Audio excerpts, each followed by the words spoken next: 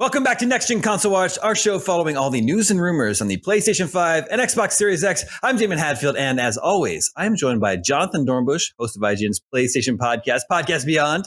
Beyond. Hey, Damon. And Ryan McCaffrey, host of IGN's Xbox podcast, Podcast Unlocked. Howdy, Damon. Hello there. And we begin this week with some very impressive sales numbers for both platforms. Both PS5 and Xbox Series X are huge successes despite the pandemic and despite the chip shortage. So here's what we know. PlayStation has announced over 10 million PS5s have been sold. That makes it selling faster than PlayStation 4. It's reached the 10 million sold milestone faster than the PlayStation 4 did. But there's also good news over on the Xbox side. Xbox Series X and S are the fastest selling consoles in Xbox history. Of course, Xbox has long since stopped giving us exact numbers, but it's still a much bigger success than any of the previous Xboxes. So let's see. Let's begin with Jonathan. What do you make? Is this surprising to you? And we were all a little bit unclear before these consoles launched how much the pandemic would affect them. And then there is, of course, a worldwide chip shortage that is ongoing. It has to be impressive that PS5, despite all these odds, is the fastest selling PlayStation in history. Yeah, I mean, for me, it's most surprising in the sense of the supply shortage and things of that nature. You know, I think we've talked a lot in the last few months and heard from a lot of not just viewers of this show, but just in general, IGN readers and Podcast Beyond listeners and whatnot, of people not able to find these consoles anywhere. And so obviously they're selling, but to know that they were selling to the extent that they were able to break the record is really impressive and really surprising given all of that chip shortage. You know, it beat the record by about, I believe, a month. Looking back at PlayStation 4 sales, I believe it hit 10 million sold in the August after its launch year. So it's impressive to see it hitting those milestones, to be sort of surpassing the PS4 at every step of this. I mean, it's a great sign, and I think it's also a great sign the fact that both companies are doing well. I think we only end up with a better industry if everyone's doing well, and so to see both sides succeeding by their own internal metrics of past sales is great to see. And Ryan, Xbox Series X, the pair are the fastest selling consoles in Xbox history.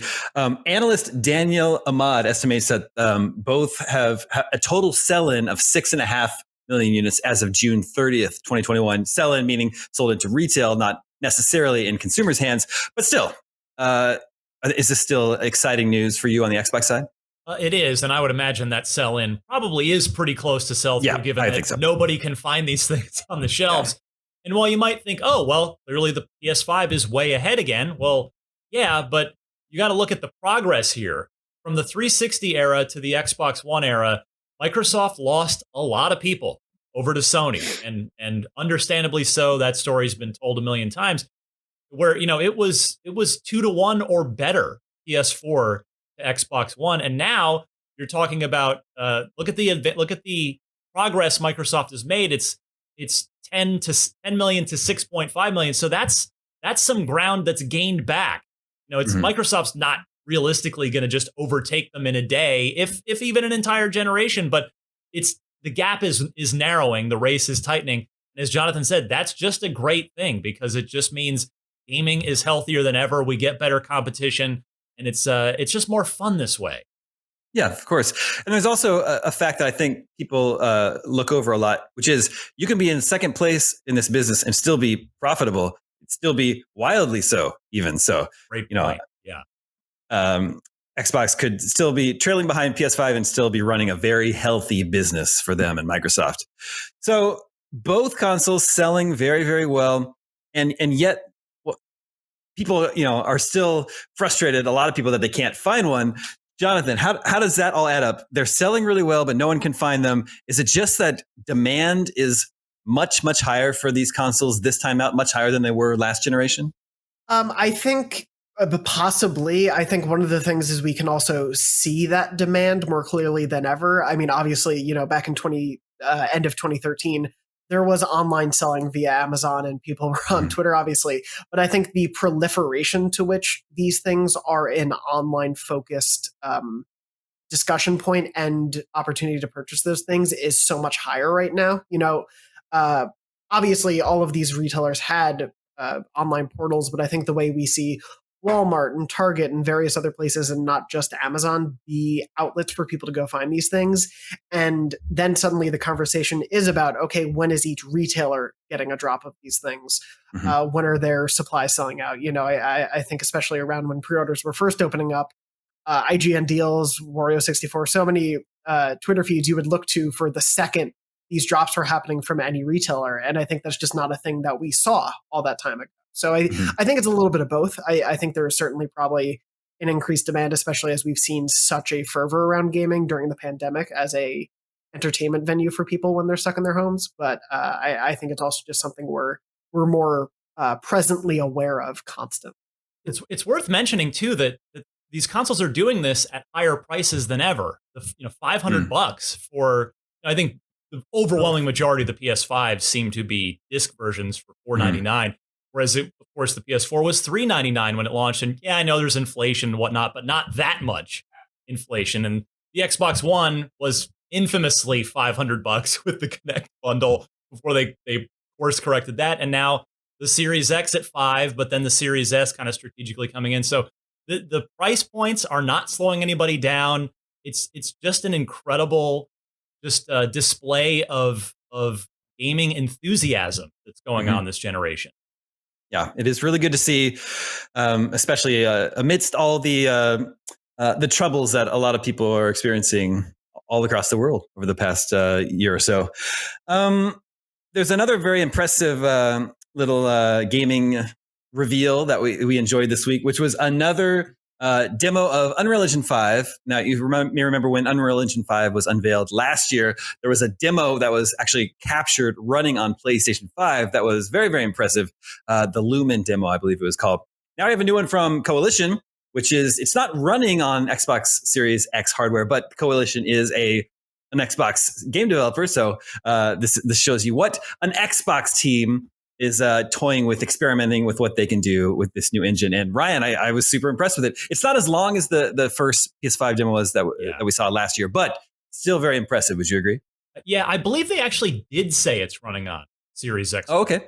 Okay. If I am correct on that. Oh, I think you're right. That on the screen. So that's right. So yeah, we've now seen Unreal Engine 5 running in tech demo form on each console. And it's just a spectacular piece of technology. And that's exactly what Epic's trying to convey so that they get other developers to sign on and use it. Yeah. And in fact, it's working. I mean, not that Unreal Engine has been exactly, a secret in the games industry. Many, many games, some of the best games and biggest games in the industry have utilized it for a long time, and best franchises. But you look even at Microsoft's own internal studios, Xbox Game Studios, they've got Halo on the Slipstream engine, and they've got Fable and Forza on the Forza Tech engine, but there are a number of projects within Microsoft that are on Unreal Engine 5, from Hellblade 2 to the two new RPGs that are in early development at inXile. It looks like Perfect Dark might be Unreal Engine 5 because there was a LinkedIn profile of one of the employees from a job listing a while back that said Unreal Engine in there, so you presume that's going to be Unreal 5, not Unreal 4.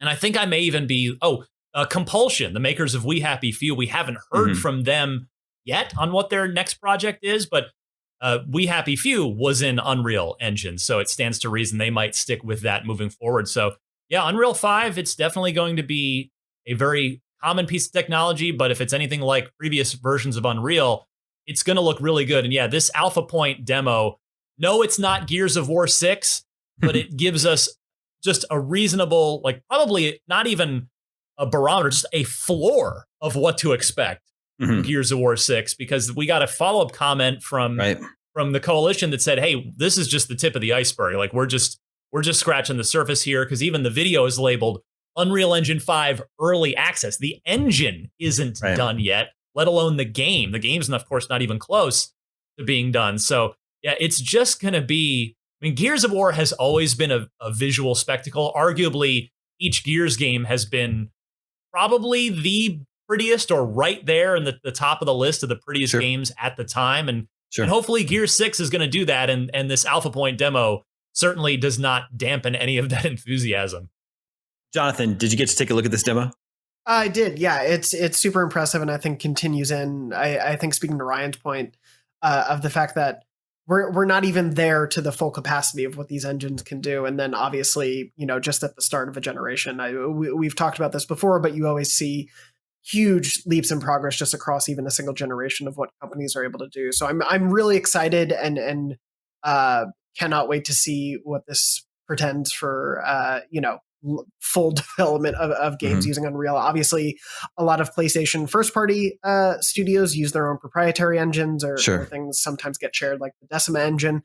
But Returnal, I believe, was on Unreal, not the newest Unreal, of course, but was made in Unreal. I believe Bend was using Unreal for Days Gone. So there's certainly Unreal usage within PlayStation studios that I think we could see adoption of this latest Unreal as the generation goes on as well there. And I believe we're assuming the next BioShock is going to be running on Unreal Engine 5 as well. They had a job listing looking for a programmer who could work within Unreal Engine 5. So definitely exciting things ahead for BioShock and a lot of these games. Let's look at our poll results from last week. We asked which next-gen exclusive are you most excited for? And Ryan, Starfield, way ahead of the pack. Way ahead of the pack. 58% of the vote. Nice. We're picking Starfield over things like Deathloop, Ghostwire Tokyo, Redfall, and Stalker 2. So definitely a lot of excitement around Starfield, which has a release date, right, Ryan? 11/11/22.